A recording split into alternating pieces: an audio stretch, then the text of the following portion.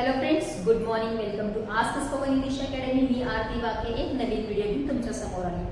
खूप जणांना खूप प्रश्न पडतात की मॉडेल ऑब्जेक्ट वर्ब मध्ये आपण ऑलरेडी क्रियापद वापरत असतो, परत त्याच्यासमोर बी आल्यानंतर काय वापरायचं, कन्फ्युजन होतं. बरोबर आहे.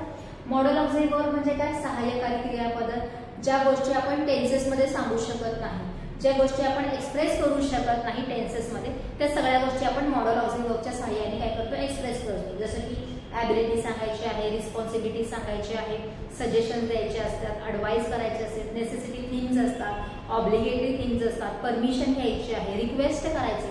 ह्या सगळ्या गोष्टी आपण टेन्सेसचा वापर करून करत नाही, तर त्यासाठी आपण मॉडेल ऑक्झिलरी वर्ब वापरतो. जसं की can, could, may, might, should, would. त्याच्यानंतर हॅड बेटर आहे, have to, has to, be going to, असे वेगवेगळे मॉडेल ऑक्झिलरी वर्ब्स आहेत. आता प्रत्येकाला काय वाटतं की बी हे काय आहे? प्रत्यय आहे. बी हे क्रियापद आहे. बी म्हणजे काय आहे आणि का मला याचा वापर केला जातो, अशा खूप गोष्टी आहेत ना लोकांना, म्हणजे स्टुडंटच्या मनामध्ये येतात. तर मी आज मॉडेल ऑक्झिलरी वर्ब सोबत जेव्हा बी येणार आहे तेव्हा वाक्य करेक्ट होण्यासाठी कशा प्रकारे त्याचा वापर करायला पाहिजे ते मी शिकवणार आहे.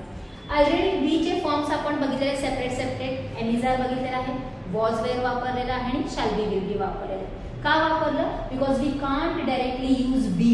बी आपण डायरेक्टली वापरू शकत नाही काही सेंटेन्सेस मध्ये, म्हणून त्याचे आपण फॉर्म यूज केलेले आहेत. पण am is are, was were, shall be, will be जे आहेत ते आपण डायरेक्टली परत मॉडेल ऑक्झिलरी वर्ब सोबत यूज करू शकत नाही, तर तिथे आपल्याला यूज करावा लागणार आहे बी हा प्रत्यय.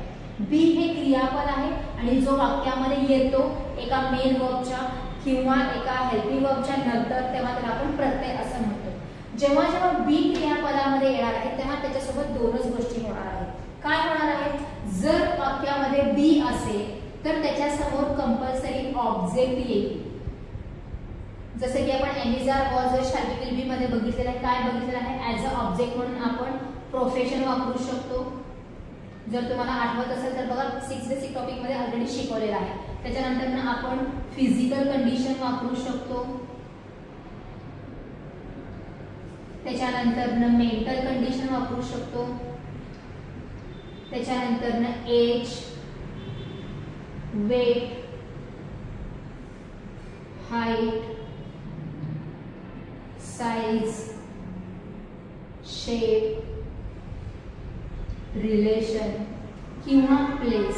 ऍज ऑब्जेक्ट म्हणून आपण या गोष्टींचा काय करू शकतो, वापर करू शकतो. जसं की आय एम अ टीचर हे सेंटेन्स तुम्हाला माहिती आहे. आय एम अ टीचर मध्ये एम हे काय होतं? बीचं स्वरूप होतं आणि टीचर काय होतं? प्रोफेशन होतं. बरोबर. जसं की ही इज 11 इयर्स ओल्ड, तो 11 वर्षाचा आहे. इज काय आहे? बीचं स्वरूप आहे आणि तिथे आपण एज यूज केलेला आहे. डायरेक्टली तिथे बी न यूज करता आपण तिथे काय वापरलं? त्याचा फॉर्म वापरला.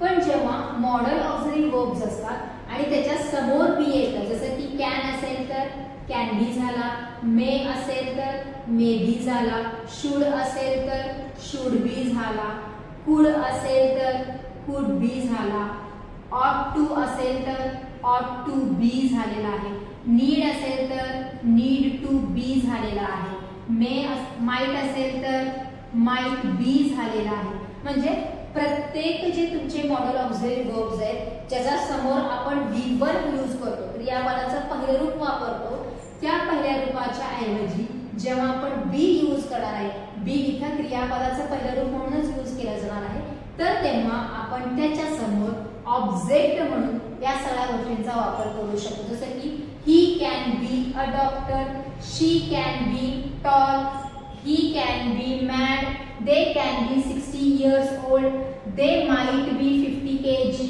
they need to be in the meeting room, she could be my best friend, they may be tall. म्हणजे ह्या सगळ्या शब्दांचा वापर आपण या बी प्रत्यय नंतर किंवा बी या मेन वर्ब नंतर यूज करणार आहे. आता कॅनचा एखादा सेंटेन्स बघा. आय कॅन स्विम, मी पोहू शकते. तिथं कॅन नंतर आपण स्विम हे क्रियापद वापरलेलं आहे. ते स्विमच्या ऐवजी जर मी बी वापरला तर I can be a good swimmer, मी एक चांगली स्विमर असू शकते या अर्थाने होणार आहे. म्हणजेच बी इथं आपण क्रियापद म्हणून घेतलेला आहे आणि बी आल्यानंतर ह्याच्यानंतर जर काही यायला पाहिजे तर अशा प्रकारचे शब्द येणं गरजेचं आहे. दिस इज द फर्स्ट थिंग. बी जर आला तर आपण हे ऍज अ ऑब्जेक्ट म्हणून यूज करू शकतो. अजून एक, जर बी आला म्हणून समजा तर त्याच्या समोर आपल्याला वापरायचं आहे क्रियापदाचं आयएनजीचं रूप, जे आपण कंटिन्युअस टेन्स मध्ये वापरले already. I am teaching, you are learning, he was running. Am is are, was are, shall be, will be, already I told you they are the forms of to be. त्याच्यानंतर आपण verb ING वापरलेला आहे. Same goes with modal auxiliary verb.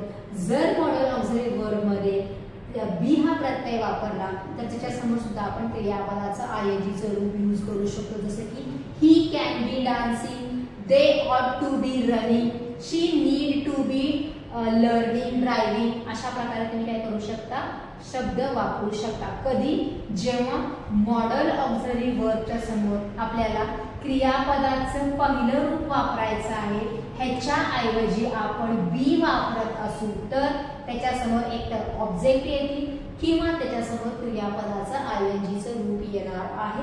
ह्याच्या व्यतिरिक्त बी नंतर काहीही येऊ शकत नाही.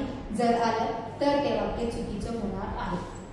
So verb ING you know very well. जे काही क्रियापदाचं पहिलं रूप आहे त्याला आयएनजीचा फॉर्म लावायचा आहे, जो कंटिन्यू मध्ये काय होणार आहे, मोडतं, आणि तो बी समोर येणार आहे. मॉडल ऑक्झिलरी वर्ब ज्याच्या समोर आपण क्रियापदाचं पहिलं रूप वापरतो त्याच्या ऐवजी बी वापरलं तर ऑब्जेक्ट किंवा वर्ब आयएनजी वापरायचं आहे. त्याच्या व्यतिरिक्त काहीही वापरायचं नाही.